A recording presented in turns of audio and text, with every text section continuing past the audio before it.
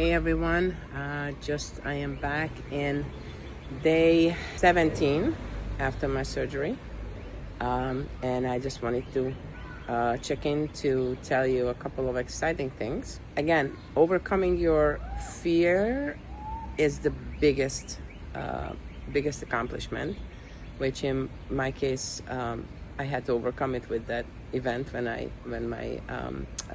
the chair kind of collapsed. But I had a situation where I was going to have someone drive me to New York City, which if you ever went to any of these big cities, especially New York City, the roads are horrendous within getting in and getting out. There is like pothole, king.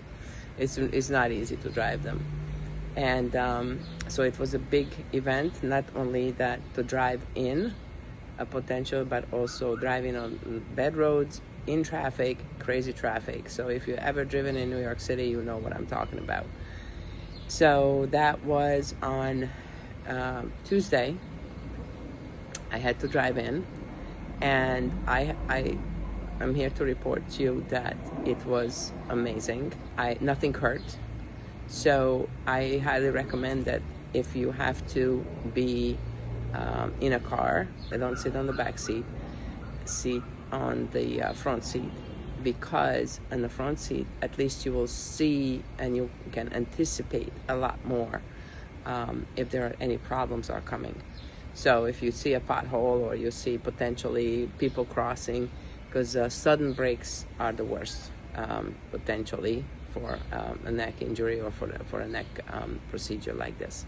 So it was a great experience. Thankfully, I didn't have huge traffic, and I drove in without a problem. I do recommend taking a very solid ice, like a lunch bag with you. Buy one. I got the Yeti one. It's really, really good. It holds the cool even in this incredible heat wave that we have now in New Jersey. It really keeps the ice pack cold, and there are very specific ice packs. This is literally for neck ice and heating pad that I got before the surgery, and they proved to be incredibly good because most of the pain, which I talked about, is between the shoulder blades. So this particular ice is designed specifically for the neck. So here you can put it up and it's cold right there where you need to cool down your neck, because there's still swelling obviously. Now if you look at it, I think it's looking great. I don't think it's any big swelling anymore.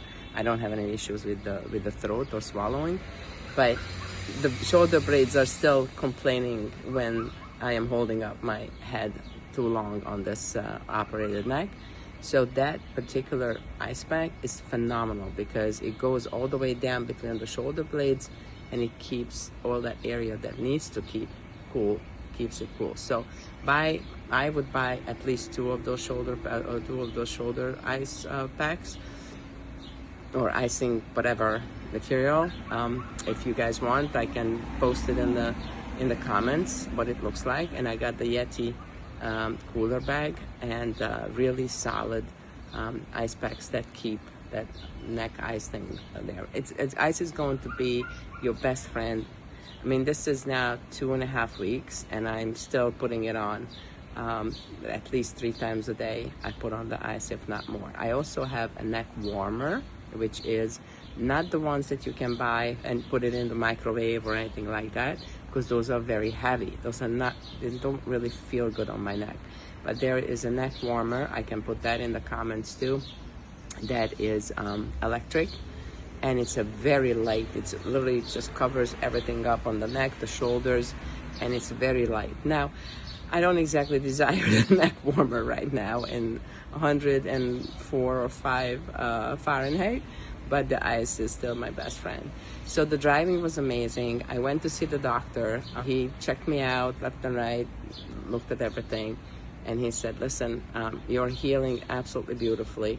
And I actually asked me if there's anything specific I do. I said, well, yes, I've been eating very, very clean, very healthy, a lot of fruits, a lot of vegetables, a lot of fiber, lighter version, so nothing really so heavy that it would take my body a lot of time to digest it. And I took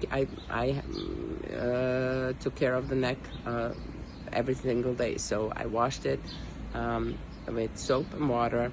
Then I tapped it down, never rubbed it, so no rubbing, just tapping it down. And then every day I disinfected with a little alcohol, just tapped it with alcohol.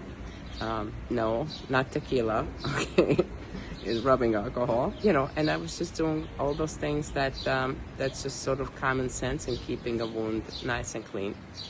And then I was turning, and I think it was a great decision that he told me not to wear the collar unless I am just traveling or something specific, because I have phenomenal range of motion, and I'm not allowed to really move it more than what it feels comfortable to move.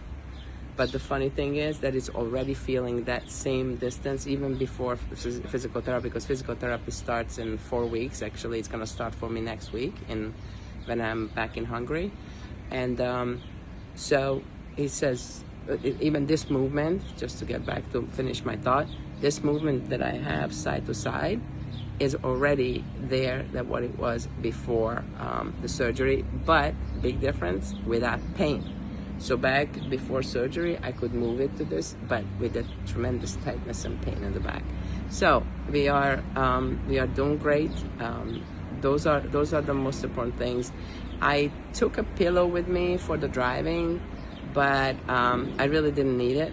So don't complicate life if you don't have to. I had it there with me in case the roads are really bad, that I sit on the pillow and it helps me. I had like a neck, those things that you wear when you're traveling on the airplanes. I suggest if you wear any of those things, buy the ones that are inflatable, because you can inflate them to different levels. It may not be the biggest level as the one that you want.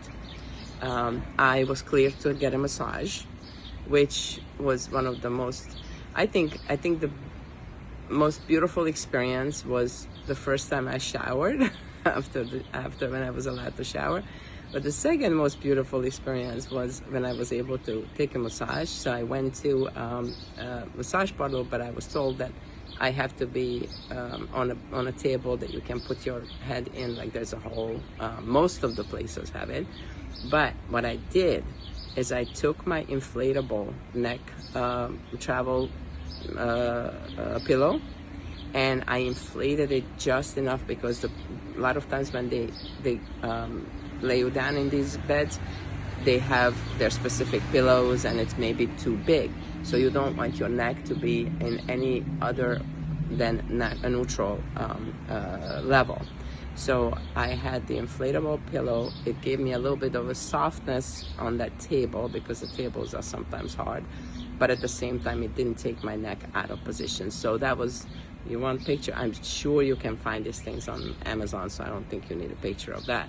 But that was tremendous, and the experience of letting go on the massage bed, it was incredible. And I explained to the lady what to do, what not to do. And funny thing was that the shoulder blades and the shoulder muscles were arguing for a little bit, that okay, we are already sore and you are making us sore a little bit more. But then when I turned over face up, it felt like $1 million. And at that night I slept like a baby. That was my first night I slept 5 hours straight, and that was incredible. Big things, I asked the doctor, I said, when am I allowed to go underwater, because obviously this has to heal. He didn't say completely, he said it's looking really great. So he said as far as he's concerned, I can go underwater even this week. Well, I'm gonna be cautious about that, but I said, so when can I go into the lake water, because I'm going home to Hungary this weekend, and I will be home in Hungary for like 2.5 months, and I need to go into my beautiful lake water. And he said, it's looking beautiful, I can go next week already. So that was such a great news, because especially if it's hot there, the best place to be is in the water at Lake Balaton. I'll send you guys a bunch of videos from there too. So great news. Everything is wonderful. I'm getting used to the shoulder pain on a way that it's now sort of part of my daily routine. It almost tells me when it's time to take a break, because I promised myself to take a break 3 times a day. But like yesterday, we went to the city with my family to buy a wedding gown for one of my nieces, and that was a huge day. That was constant from 7 o'clock in the morning. I got up until practically 7 o'clock at night. I had to be up. At one of the places, finally in the afternoon, about 2 o'clock, I found the couch and I just propped up my head a little bit on the couch to rest it. But that's too much. So if you don't have to go wedding gown shopping 16 days after surgery, then don't do it, okay? But it gave me also, again, looking at it from the positive side, it gave me tremendous strength to know that I will have no problem handling traveling to Europe on an airplane on Sunday, because once I'm on the airplane, once we are in the air, I can put my leg up, I can lean back and support my neck with the pillow, so it doesn't have to hold my big head up. Okay, no comments on the big head, all right? The other thing is, that was a great thing, is that I finished up a draft of the book I was telling you guys about, that I'm writing, How to Survive ACDF Surgery, with some humor and practical advice.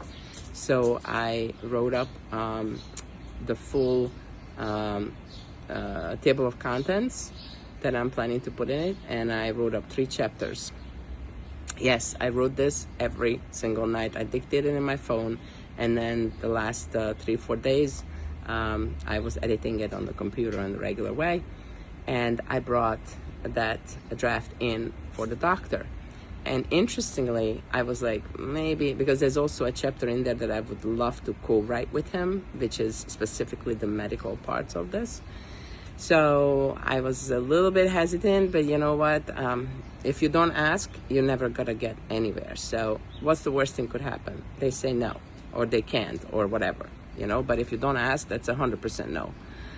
And I know this is also a stupid cliche, but it's so true. So many times we want to achieve something, we want to do something, and we just don't ask because, oh, it's uncomfortable. Oh, what if they say no? Oh, I am nobody to ask this question, blah, blah, blah. And then we never ask. And the funny thing is, a lot of times people would have said yes. And you lose out, but they lose out too. So that's very important. So bottom line is, I asked, okay? By the way, happy morning for coffee. I asked, I gave a full proposal to him, as well as his PA, who they were both phenomenal. And the doctor loved it. The doctor loved it. And he said, listen, this is great, because so many patients are always asking, is it possible for them to talk to someone who have gone through this? Is it possible? And the doctor said, well, I don't feel comfortable giving out phone numbers or emails, but this is fantastic. This is a great idea, and he's happy to help me write it. Yay! Book coming up. So that's gonna be one of my adventures in the next couple of weeks, to finish up that book.